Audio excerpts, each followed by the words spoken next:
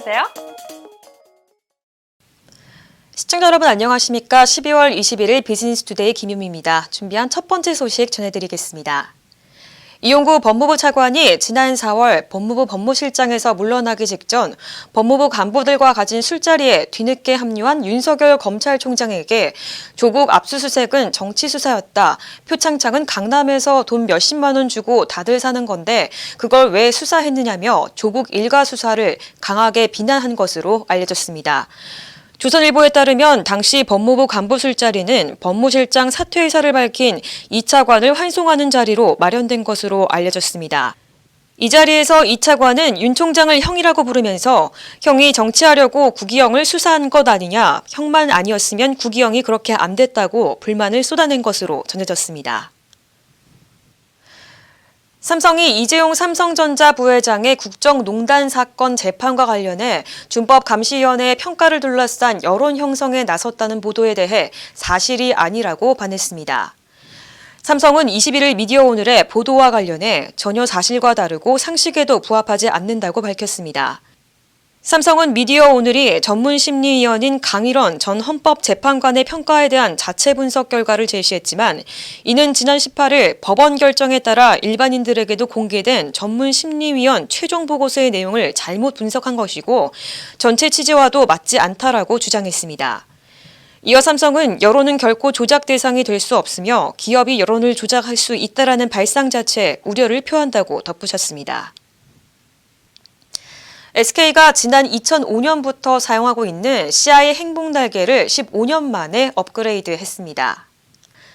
SK는 행복날개의 디자인 모티브를 추가하고 의미 역시 사회적 가치와 경제적 가치를 동시에 추구함으로써 SK와 사회 구성원 모두가 함께 비상하는 모습을 형상화한 것으로 재정의했습니다.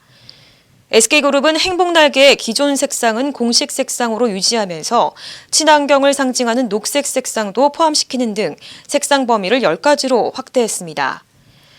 SK 관계자는 그룹의 경영 철학과 추구 가치 등을 보다 쉽고 친근하게 전달할 예정이라고 밝혔습니다. 아모레퍼시픽이 항산화 물질을 포함하는 화장료 조성물에 관한 특허로 올해 하반기 특허기술상 충무공상을 수상했습니다.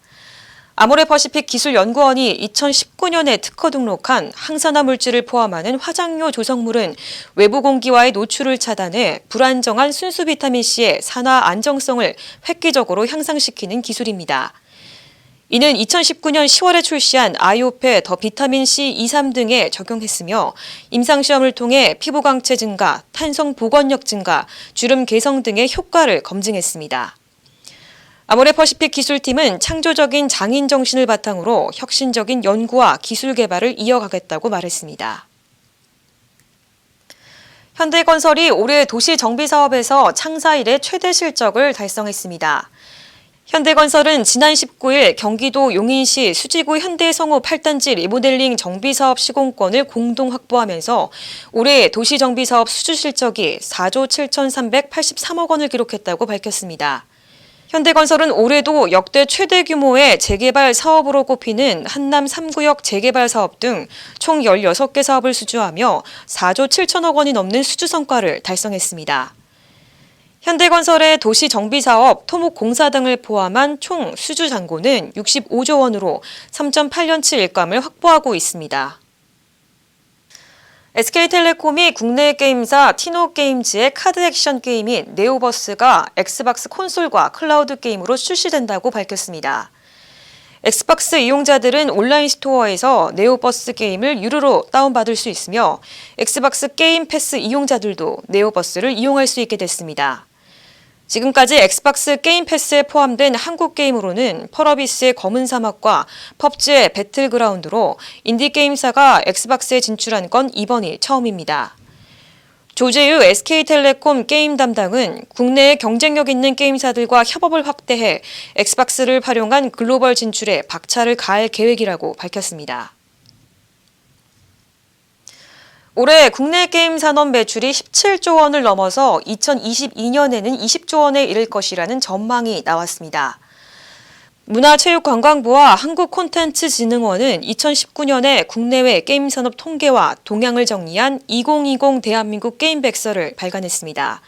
백서에 따르면 지난해 국내 게임산업 매출액은 전년 대비 9% 증가한 15조 5,750억 원으로 집계됐습니다.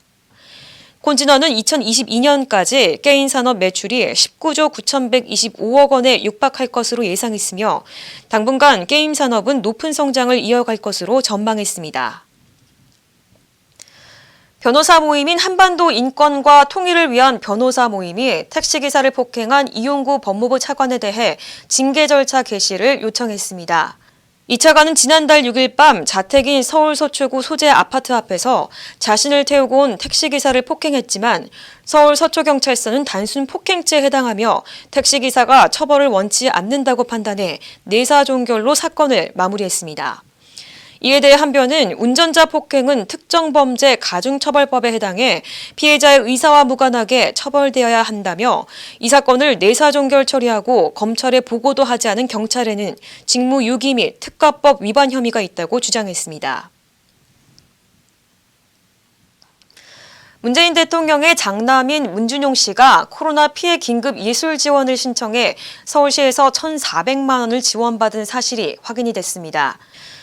문 씨가 지원한 시각 분야에 총 281건이 접수돼 문 씨를 포함한 총 46팀이 선정됐고 최고액은 문 씨 등 36명이 받은 1,400만 원이었습니다.